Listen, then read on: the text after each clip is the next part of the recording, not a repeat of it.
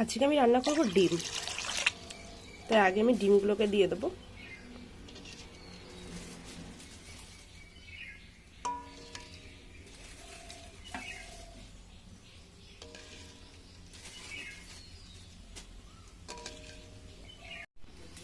এবার আমি আলুগুলো দিয়ে নেব।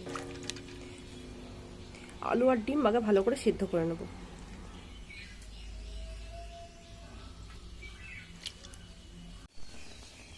আমার ডিমগুলো সেদ্ধ হয়ে গেছে, এবার আমি নামিয়ে ভালো করে ছাড়িয়ে নেব।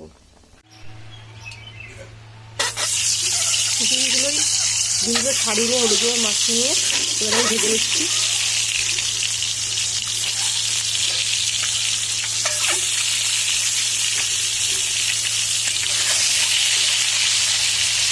আমার মেয়ে যেহেতু সিদ্ধ ডিম খায়, ভাজা ডিম ঝোলের ডিম খায় না, সেহেতু মেয়ের জন্য একটা ভাজা খেয়ে দিলাম, সিদ্ধ খেয়ে দিলাম।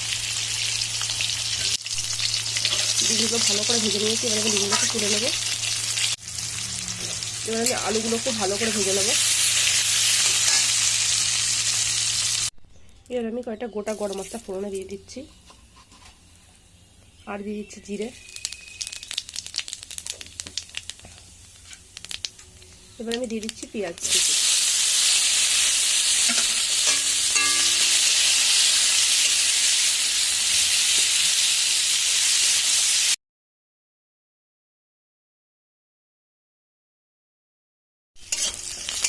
পেঁয়াজটা ভাজা হয়ে গেছে, দিয়ে দিচ্ছি এর মধ্যে মশলা। এবার আছে আদা, জিরে, রসুন, শুকনো লঙ্কা আর টমেটো একসাথে পেস্ট করে নিয়েছি।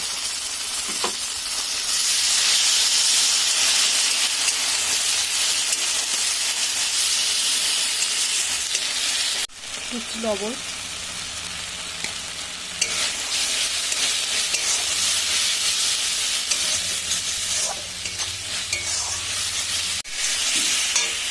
এবার আমি এর মধ্যে ডিম আর আলু একসাথে দিয়ে দেবো।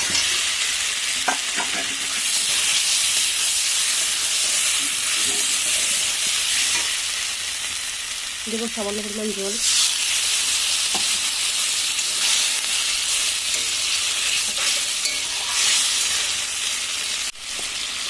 এবার দেবো হলুদ।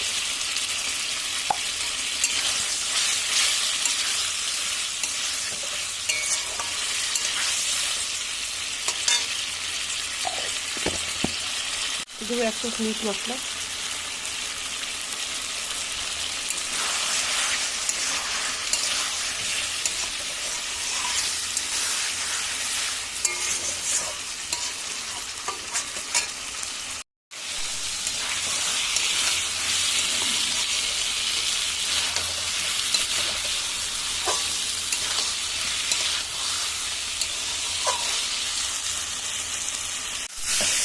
আমার ডিমটা ভালো করে কষানো হয়ে গেছে, এবার আমি দিয়ে দেবো আমাদের জল।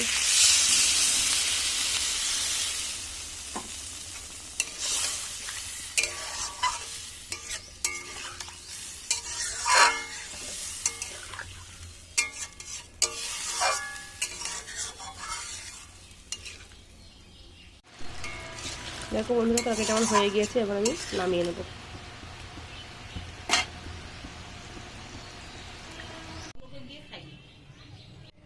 এই দেখো বন্ধুরা, ডিমটা আমি নামিয়ে নিয়েছি।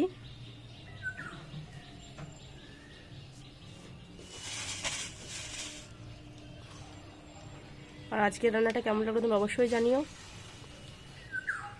আর আজকের ভিডিও আমি এখানেই শেষ করছি।